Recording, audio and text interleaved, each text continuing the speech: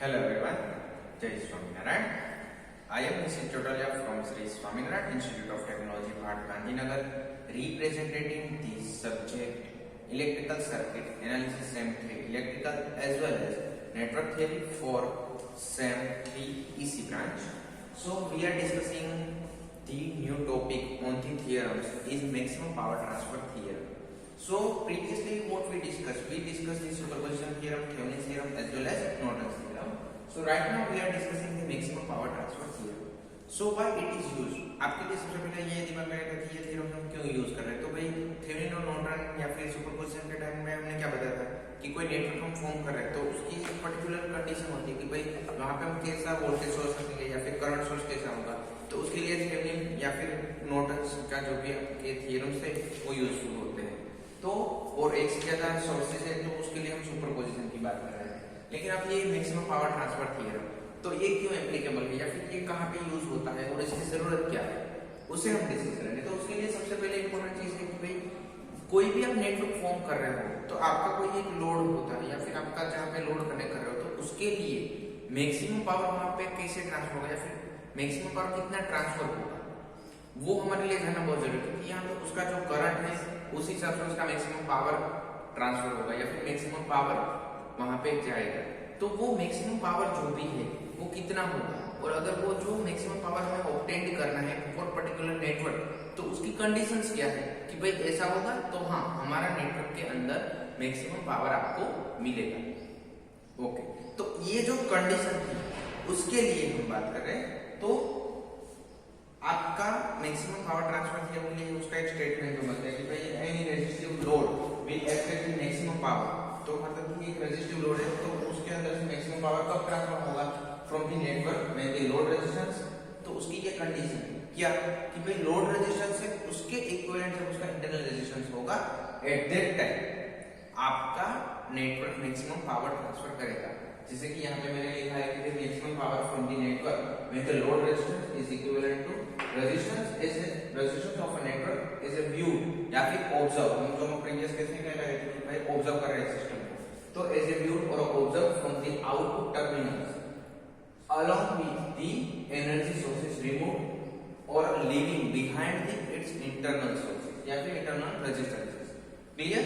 तो मान लो कि उसको मैं अलग अलग फॉर्म में बताऊं कि भाई मेरे पास यहाँ पे मान लो कि एक सोर्स ऑफ वोल्टेज या फिर वोल्टेज सोर्स है या फिर यहाँ पे जनरेटर के फॉर्म में भी मैं बता सकता हूँ। तो उस टाइम पे इसका जो ये आपका इसका इंटरनल रेजिस्टेंस है वो कितना है RB।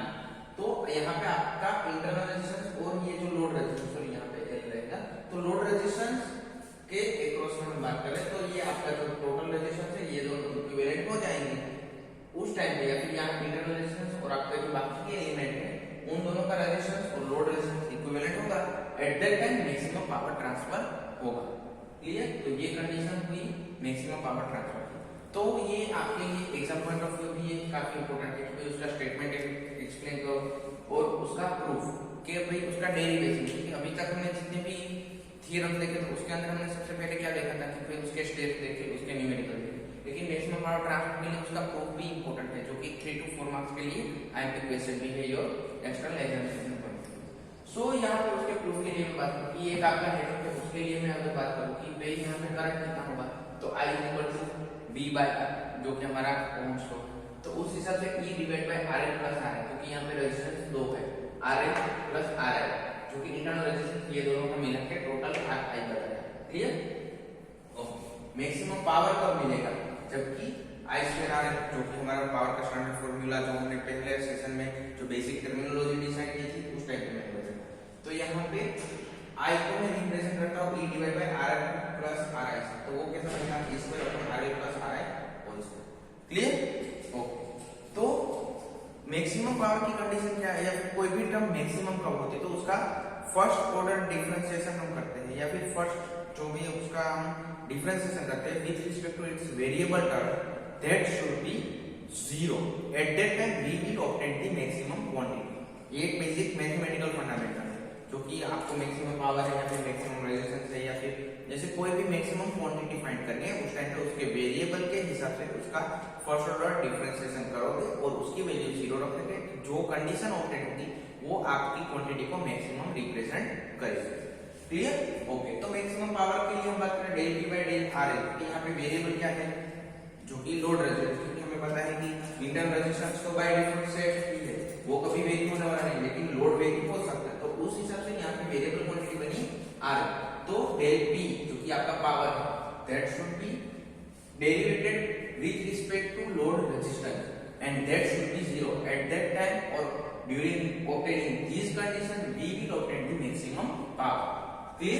Okay, तो यहाँ पे इसको हम जीरो करेंगे, del P by del R L is equal to zero, तो यहाँ पे क्या है स्क्वायर, अब यहाँ पे ये जो टर्म है उसे हम डिफरेंशिएशन में के फॉर्म में रिप्रेजेंट करते हैं, तो क्या बनेगा R L upon R L plus R L whole square, तो उसका सिंपलीफाइड फॉर्म क्या होगा कि आर एल का क्या होगा 1 डिवाइड बाय ये, लेकिन यहाँ पे आपको ये भी याद रखना है कि डिनोमिनेटर में कोई टर्म होती है तो उसका डिफरेंशिएशन भी आपको कंपल्सरीली करना पड़ता है, तो यहाँ पे क्या होगा, अब ये टर्म हम यहाँ पे ऊपर ले जाएंगे, तो उस हिसाब से क्या बनेगा R L plus R I whole square, तो इसका क्या होगा नेगेटिव, क्योंकि आर एल है तो यहाँ पे 2 आर एल हो जाएगा।